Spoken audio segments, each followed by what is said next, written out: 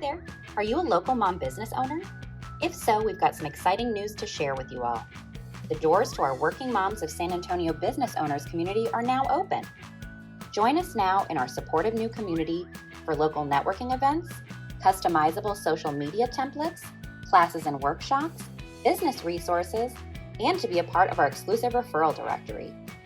We love to help our working mom business owners grow, so visit workingmomsofsanantonio.com/membership or just click the link in the show notes to join us.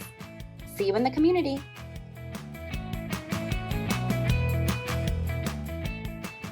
We're Erica Radix and Marie Lifschultz, a San Antonio area realtor and lender, but most importantly, we're working moms. The goal of this podcast is to provide support and a sense of community to San Antonio area working moms like us. So join us in trying to find a balance between career, family, and everything in between. Welcome to this week's episode of the Working Moms of San Antonio podcast. We're here with Lea today, our guest. She is a fertility and IVF coach. And so I just want to turn it over to her so she can talk about, her industry and how she got into it.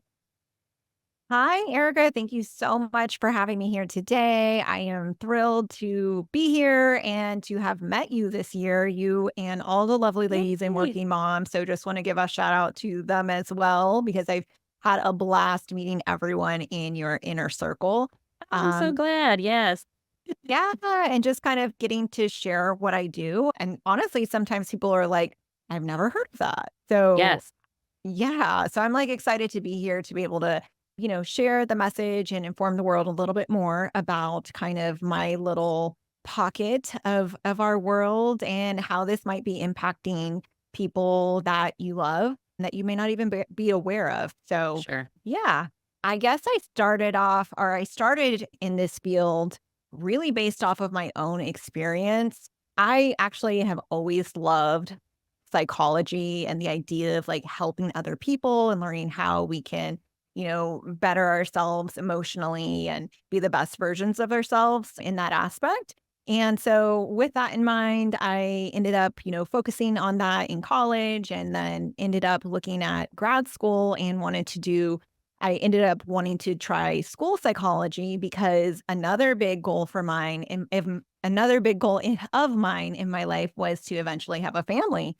Sure. And kind of in planning for that, I thought school psychology might be a great fit because, hey, you get off in the summers and you get to do in-depth psychology work. That sounds amazing, right? Right. So planned for that.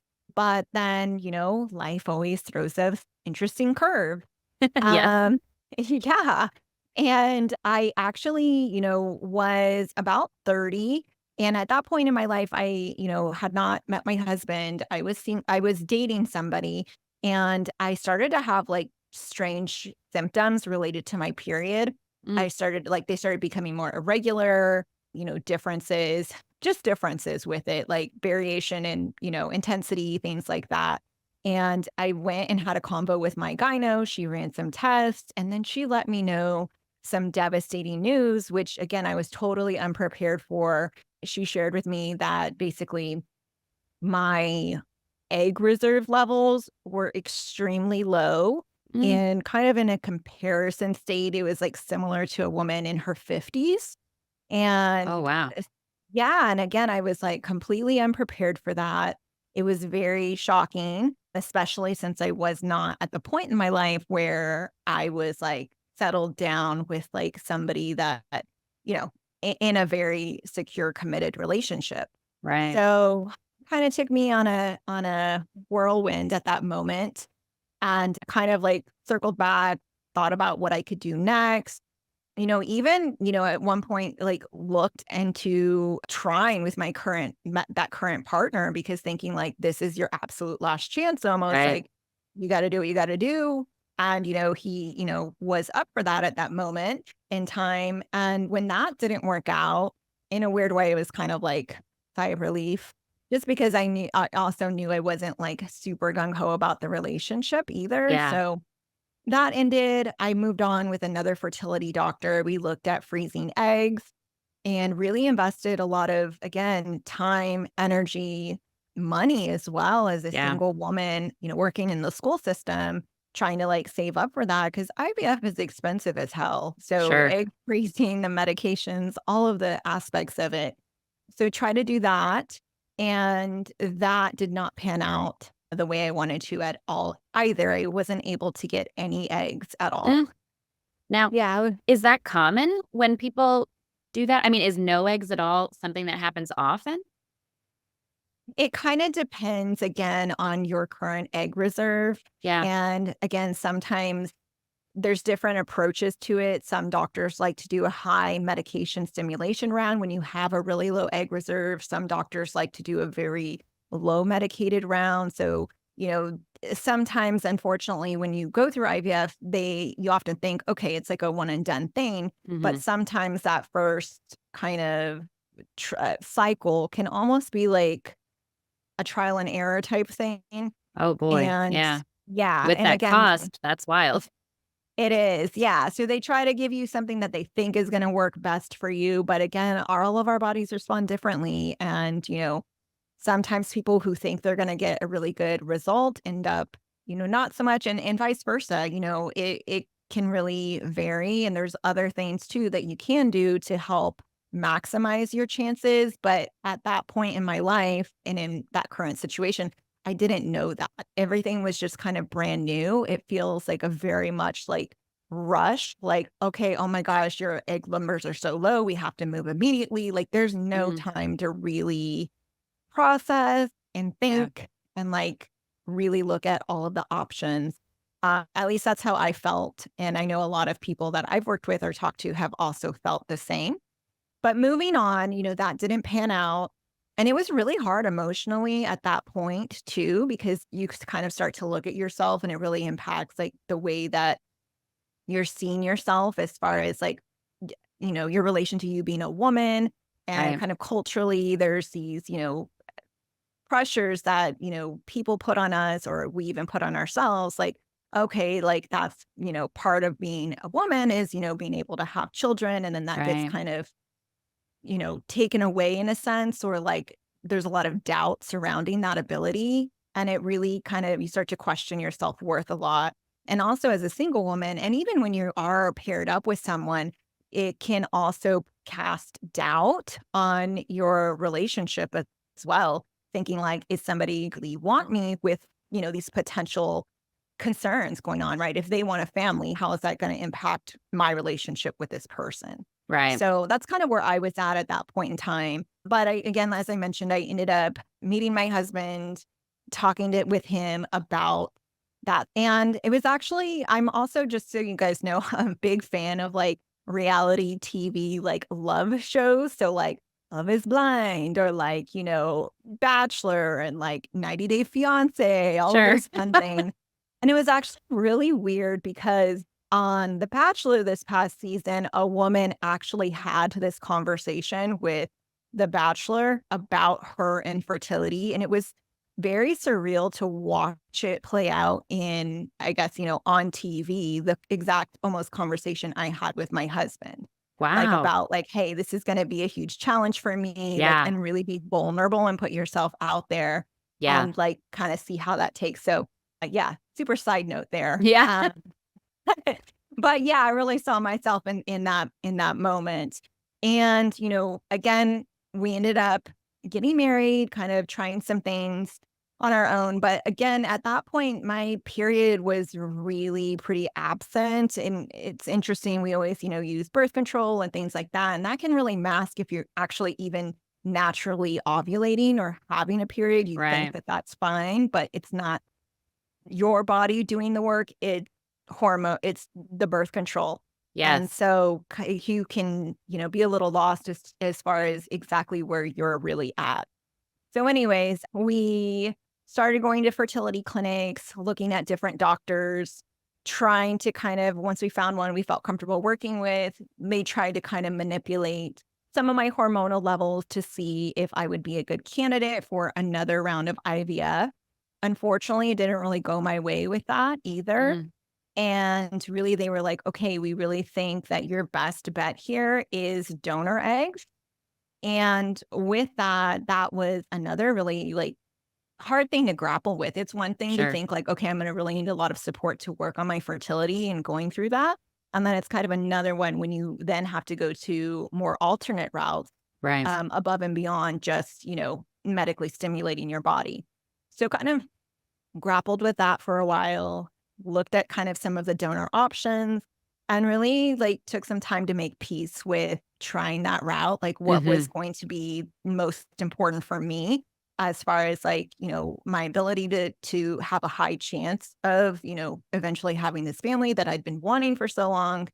And what are the main aspects of being a mother that are really important to me? And, with again, donor eggs, I felt that would be the right path for me as far as like, again, the highlights that I can think of as far as going along with motherhood and again, giving myself the best chance. So went that path.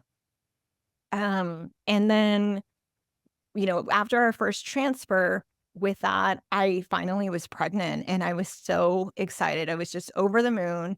And, it was amazing. And then unfortunately, a few blood tests later, it didn't pan out the way that we had hoped. And I ended up having an early miscarriage. Oh, And at that point, that was the hardest part for me of my, existence at that yeah. time. I mean, again, sometimes when we hear of other women going through miscarriage, we tend to maybe associate the time like, oh, well, she was pregnant for, you know, 12 weeks and you were only pregnant for like 6. So it must be easier for Yeah. you, right? No. But it's really just tied to how emotionally invested that you had been in this process and Yeah. an aspect. And for me, I had given everything that I possibly could to get to this point. And then for it to be gone, it was really, really hard. And again, that was my rock bottom place of my life. Yeah. And just again, I felt like I was like transforming into this person that I didn't really recognize. I'm normally a pretty like optimistic, happy go lucky type, go with the flow person. And I felt like I was becoming very rigid. I was like starting to become resentful when I would see or, hear about people who would just get pregnant so easily or they didn't even really want another child. And it's like, oh, well, he looked at me and I got pregnant, you know? Yeah. I know. Yeah. You don't And want so to that be was just hearing like, that kind of thing. yeah, exactly. So it kind of put me in a different place. I felt like it was really overtaking my life. Again, I was like questioning my relationship. And I also then at that point learned that I had some additional barriers to maintaining a pregnancy, like medically, that my doctor, we found out about. And so I had to wait like 6 months before we could do anything further. And again, though, that was actually and it when you are on a fertility journey, like, honestly, sometimes, like, 1 month more of waiting can feel, like, so long, right? It's, like, this weird time warp. But I, really in retrospect, needed this extra time to allow me to rebuild myself emotionally. And as I mentioned before, I love psychology and I started like exploring, different methods like positive psychology and kind of how I can pull pieces of that and start incorporating that into my life. Where can I really get some support? What support groups are out there? And really try all of these new avenues that I hadn't been utilizing. And additionally, on top of that, get some professional support as well. So I worked with, another therapist. And then I also like try to, again, use tools that I had been using with other, I also did, psychological counseling for like high school students and things like that. So like I would do cognitive restructuring with them and it'd be like, okay, yeah, you just do this, you just do this, and here's the steps that we're going to do. And let me walk you through that. But again, when it's you going through it, it is so much more challenging to really keep on top of it. But really Right. kind of pulling in all those skills and I eventually, got to a place where I was super optimistic. I was really felt like I could really enjoy my life again despite this kind of being in limbo. And we eventually got to the time and place where I was ready for my next transfer. We had that transfer. And I remember even that day of the transfer, the doctor, and I love my doctor, but she was like, in case this doesn't work, we can always like look at this for next steps. We can investigate like if I have a fibroid as well. So like maybe Sure. that fibroid is in there and then maybe that might be messing things up if this one doesn't work and all of this stuff. And I was like, I can't even hear like any of those side plans. Like I'm in such a good space right now that this is Yeah. Let's just see. Yeah. yeah, like don't kill my vibe, right? And Right. so I was really in it and it that transfer ended up taking and I now have she's almost 15 months now. So Oh, yeah. it's been really great. And I'm so lucky and so grateful for, the opportunity that, you know, I had in using a different avenue to have the family that I had been longing for so long. Right. But in again, going through this path, I really realized that I'm really passionate about helping other women in this space and really wanted to transition my career to supporting that solely. So, yeah, so I ended up specializing in fertility mindset coaching. So I specifically help women who are struggling to conceive really try to reclaim that joy, to unpause their life, and to maximize their fertility outcomes. It's also interesting because aside from that emotional benefit, there's actually a lot of research to support like meta-analyses, Harvard studies that have, documented the impact of specific aspects of mindset work that I actually had been utilizing to Hmm. help improve pregnancy outcomes and IVF outcomes. So taking those components, taking my, real world knowledge and building out a coaching program again for women who are in need of that at this time in their life. Yeah. So I've been loving it and it's been great. I've gotten some really great reviews and results from Yeah. clients here. No, that's wonderful. I mean, I can tell you that I believe in sort of trying to be positive, just like you said, during this time, you kind of had a dip in your positivity, of course, naturally. But I am a big proponent of putting out positivity and positivity coming back, energy and all that fun woo woo stuff. I'm big on all of that. Yeah. And so I totally believe that there are health benefits to trying to be positive and working on that mindset and all of that because our bodies are kind of so complex. I almost think it would be almost maybe arrogant to believe that that's not the case. Our bodies, there's so many different things that we don't understand, but we do know that stress and other things take a medical toll on us. So trying to alleviate all of that surely must help. And to me, hearing your story, that's a big thing that stands out when you were finally able to get in a good mindset, things went in a more positive direction. And so I think that's amazing. Yeah, definitely. And I think it's an interesting scenario though too because again most women start their IVF cycle normally pretty positive but Right. then something goes awry and then it almost creates this like reproductive trauma that you have around it like you're so on edge that it's going to go bad again and you Yeah. start really again spiraling into this negative space and it can be so hard to bring yourself out of it and again, like you really have to look at the grief process that you've experienced through the process and deal with that. And on top, I don't think you can just kind of cover that up and just try to, be positive as much as we Right. want to be. We Yeah. have to really explore that and like let that go in a healthy way before we're able to move on to these next steps.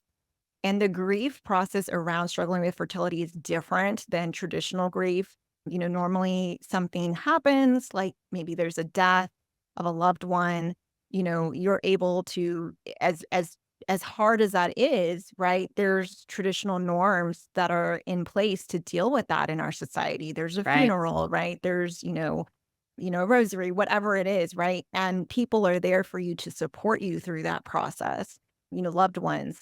And additionally, it's a singular event. But with infertility, you are, maybe dealing with, a failed transfer. You're dealing with maybe a miscarriage. You're dealing with, years of struggling to conceive. And it just compounds. And again, you're expected to, okay, that whole transfer didn't work. Let's immediately next cycle. Doctors often are like, okay, when are you ready for your next cycle? Like there's no Oh, grieving period almost, and yeah. it just gets compounded. And then additionally, like, you don't have that outlet often of, again, any ritual as far as how to move forward, how to grieve that loss in the way that it deserves. And having people there to really understand and support you is another facet that is missing often when you're struggling to conceive. Yeah. So it's a really complex thing, and it is actually happening to a lot more people than we even realize. Yeah. Like the World Health Organization did new data this actually a year ago in April of 2023 and informed us that it's actually 1 in 6 people worldwide who are affected with infertility or will be at some stage of the or are at some stage of their life. So that's a huge amount of people Yeah. um, worldwide. And actually, I know, obviously we're in the working moms group and such, Sure. but secondary infertility, meaning, you've already had your first child and now you're now experiencing significant difficulty having your second. That's actually even more common than Yeah. primary infertility. Oh, So, that's so interesting. yeah. So, and then that can be very shocking and it can be really, I think there's not enough credit almost given for how hard dealing with secondary infertility is. If like, Yeah. again, people often only think about if you should just be happy for having your first in a way. Yeah. And again, women who are struggling to have their first, it's very hard for them to have sympathy for somebody who already has one and then is Sure. struggling for a second. And I can totally get that. And I've been there for sure. But again, if you're struggling to have a second and like people keep asking you, when are you going to have it? Maybe you're Yeah. trying, your kid is maybe asking you when they're gonna have a sibling. Right. You go to birthday parties and there's all these, children around or, maybe new babies. Mm-hmm. So there's a lot of extra, and then they often feel guilty for, maybe wanting even a second or a third. So it's really prevalent everywhere. I was going to ask you, you mentioned maybe there not being a lot of support for women that are going through infertility and who have had miscarriages and things. Do you think, and I've spoken to women who have expressed that they feel almost guilt or shame when when they experience a miscarriage or something like that, a loss. And do you think that that's kind of what stems back to, like, the fact that there aren't a lot of resources because people don't these women sometimes they don't talk about it. They hide it or and so it's almost like taboo to talk about this kind of thing. And so I think when we don't talk about things, then there are even less resources to help these women. Yeah, you're absolutely right. It can be very isolating. And again, a lot just in general, not being or struggling to get pregnant like that, when we have a miscarriage, we often kind of put self-blame on ourselves when, really that's not the case. Like you didn't do anything to cause your miscarriage. I mean, aside from, the smoking crack and like, Right, yeah. falling down. Very specific things, Yeah. yeah.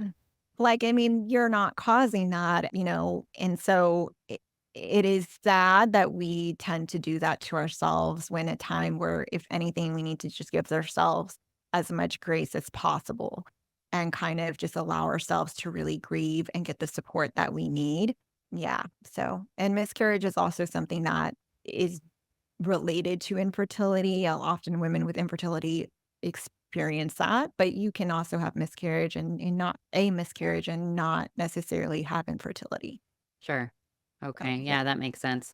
Now I'm curious, is there like a certain amount of time that people try to have a baby before it's considered like, hey, maybe you should talk to somebody about your fertility? Is there like a recommended amount of time? Yeah, so generally the rule of thumb is that if you are over 35, if you've been trying for like 6 months or more and you're not successful, that is the time frame in which you generally should seek out a specialist in fertility, like medically. So that's called a reproductive endocrinologist. You can often start with your gynecologist to maybe get a recommendation, if you have a great relationship with them. And if you are younger than 35, they normally give you a year of trying to conceive before you probably need to get, you know, an evaluation. And again, just because you get seen by a specialist doesn't necessarily mean you need to do IVF, right? Like Right. we just hear about that and associate the two, but it could be something a small adjustment. Maybe there's a hormonal imbalance that can be medically treated very easily. Again, just I think knowledge is power. So just kind of allowing yourself to get that support and get another eye on it, an expert eye on it is really helpful in helping you make the best decision for you and, your family. Additionally, though, if you do know that there are some sort of conditions that maybe you already know you have endometriosis or you have PCOS or anything like that, I would err on you don't need to wait 6 months, just go see a specialist so you can see what options you have to help, treat that and maximize your fertility as much as possible. So yeah. Okay. Yeah, that's good advice. You just never know, how long is too long, right? Unless you seek out the information, you just don't Mhm. know. So, Yeah, yeah. exactly. And then I'm also curious, how do people find you? Like, how do they come to you? How do people find out about a specialist like yourself?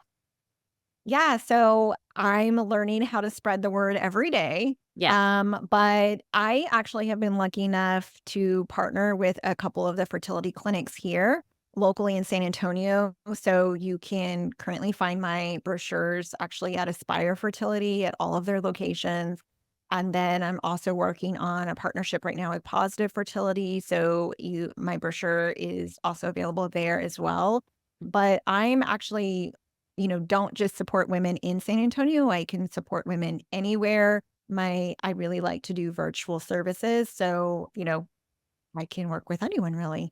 But you can find me actually on Instagram at True Fertility, TRU. My last name's Trujillo. So TRU Fertility. And then I also have a website, of course, too. So that's actually leanicolecoaching.com and it's LEA coaching.com.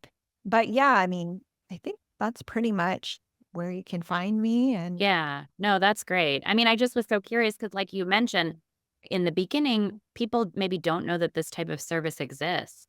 I certainly yeah. didn't. And so I just wonder, like, it's good that you're partnering up with these clinics because then, they can kind of send people your way and you can help even more ladies, who are Mhm. having a hard time. Yeah, yeah, exactly. And again, I didn't know about these services either, and I wish kind of I would have known about that. And I think sometimes also it takes people a little bit of time to even recognize that this is something they may really need as far as that emotional support. I think again, sometimes, as women, we, are really strong, we feel very strong, we feel very independent, and I love that about us. But sometimes that mentality it's hard to know at what point you really do like, wow, this is really affecting me. And you need to kind of just slow down a second and look for some support. So just trying to be cognizant of that and know that there are resources available to you, I think is really empowering and huge. Oh, absolutely. Yeah, no, that's amazing. And also, so like when they come to you, I'm just so curious. So when they come to you, like you have what, like an initial consultation and kind of try to meet them where they're at? And then how does that go? Yeah, so I give free consults because again, every situation, every person is unique and kind of what their needs are. So I do free 20-minute consults. I have a calendar, you can just book that out and I kind of just hear you out, see where you're at and kind of again, like see if there might be a custom plan I can put together for you and your specific needs at that time. Would you be a good fit for my signature coaching program? Which again, that's a very already kind of thought out plan, but it's all currently I'm only offering one-to-one sessions. So it's again like just me and the client, and we really dive deep into, a very tailored experience to again you and your needs. And I'm showing you it's different than therapy and not it's not necessarily like just like a talking session, like, oh, how are you feeling? And yeah, like it's very concrete as far as we do have obviously like that connection, but I am also each session is very purposeful and I am showing specific strategies and tools that are going to help you through this process. Mm. Again, based on the research, we do, self cognitive restructuring. And it's basically like self-talk, how to catch that, how to reframe that. It's very targeted and specific mind body tools, setting up like specific plans for supports, delegations, boundary setting, and then also going through that grieving process as well. And I also offer in between support between sessions as well. So it's a very comprehensive to, empower you to give you the tools that you need to, you know, get through this and have that resilience that you need. Interesting enough, I also found in my research that the number one reason why women stop treatments prematurely is actually the emotional toll of the Oh, process. I believe that. Yeah, I can Yeah. only imagine. So yeah, it's again really important to prioritize that and to just really know that like you and you are worth it. Like Yeah. your feelings are worth it, your experience is worth it. We really need to put a high value on that and know that that's okay to prioritize yourself at this time. Yeah, definitely. Do you think sometimes women feel like even though emotionally they can deal with it, they feel that perhaps it's putting an emotional toll on the family or the spouse or, the other kids or whatever. And so then they think, oh, maybe we should just stop because this is too much for others rather than themselves. Well, I think that can be a component for sure. Again, I specialize in supporting women Sure. in this aspect, but I definitely know that yeah, it definitely impacts partners often in different ways. More traditionally, like a lot of times women tend to be a little more introspective and like looking like kind of in the middle or in the midst of dealing with this, and it's really impacting them.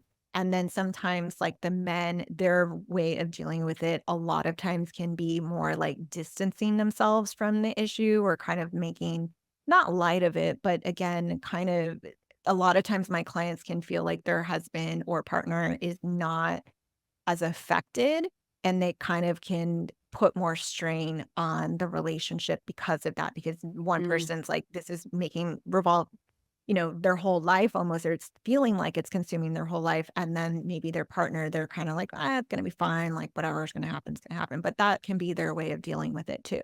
yeah. So I'm kind of acknowledging that. And I also really encourage specific conversations with the partner. So, like, when we maybe work out a plan for how we're going to deal with a specific situation, I always encourage that we share this plan with their partner so they can, have an agreement on that, see what their partner thinks about it. We want to build a support between partners because this can again be a huge strain on a relationship. And the last thing we want is for, again, like that to be an additional stressor. Yeah. Yeah. Oh, that makes sense. Yeah. I mean, I'm sure it does affect everybody, but you definitely want to make sure that the woman is feeling supported. So those are good tactics and good suggestions. Yeah. And I mean, and again, that's my specialty is Sure. supporting women, but there's actually like men, they also struggle with infertility. That's actually like half of the equation, of course. And Sure. just as many men, it's, they're having something going on medically that's preventing them and their partner from getting pregnant. So that's definitely there as well too. I don't want to kind of put any misconception out there that it's always, the woman's condition to deal with. That's just happens to be my specialty. Sure, of course. Yeah. Well, and as someone that has gone through it personally and for maybe for our listeners that are listening into this episode, if you could give sort of one piece of advice to women that are going through this, what do you think you might say to them if they were listening now? I think really it's just allowing yourself to have that time and space to grieve, right? Like allow yourself to feel those emotions, even though they may not be so fun all the time, right? I think again, sometimes we can just get in this mode of do more and more and more. And like with fertility, your life becomes really busy. There are so many appointments that you're going to, so many things you're trying to do often to maximize your fertility. Like, okay, I need a whole diet change. I need to add these supplements. I need to like do all of these things. I have 20 medications to take every day now, and I have to Right. like miss work and stuff. But taking the time to really just check in with yourself and knowing where you're at and giving yourself again time and space to do what to really again allow yourself to feel what you need and where you're at. And also with that, once you know that, you then can maybe look at setting up some boundaries for yourself and knowing what's going to feel good for you in this time and what's not.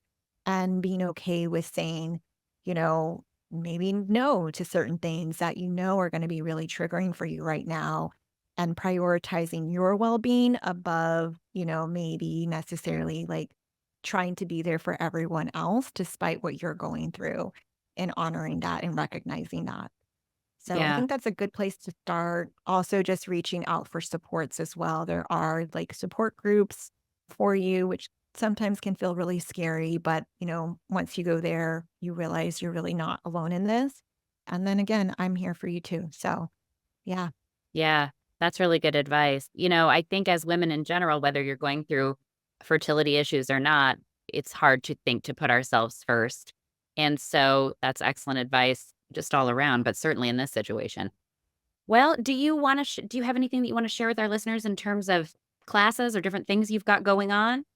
Yeah, definitely. So again, like I love working with my clients, but again, part of my business and part of, my contribution almost, I guess, to our world is that I love to also share free resources and information with people. So I have a podcast now. It's called True Fertility, TRU Fertility, and that's doing great. I just wrapped up the first season and actually got rated number 29 in alternative health. So that Hey. was a really huge deal for me. So yeah, looking forward to having another season, but it's out there in Apple and Spotify, and also a YouTube version as well right now.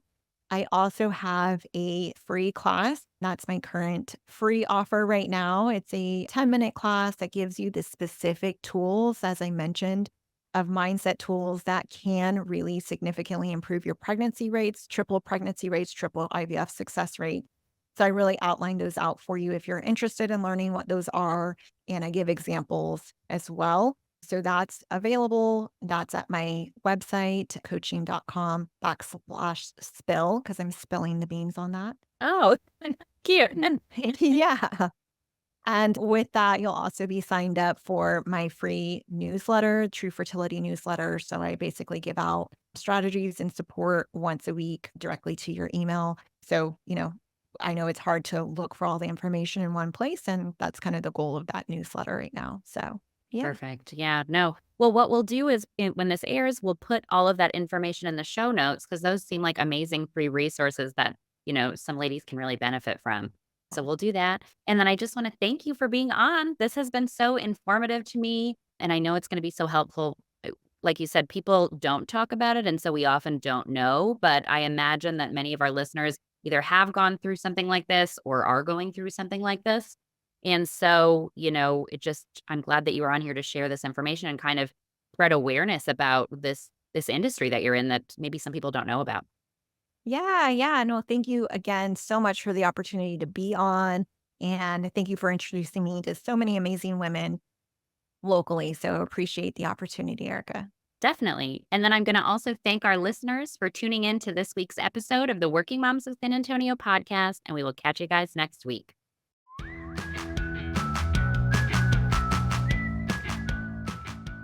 Thanks so much for tuning in to the Working Moms of San Antonio podcast. Be sure to follow us on social media at our respective Instagram accounts or join our Working Moms of San Antonio Facebook group. Those links can be found in our episode description. If you have an episode topic suggestion or question, please email us at office@radisagent.com. And be sure to subscribe to the podcast and leave us a review. See you next week.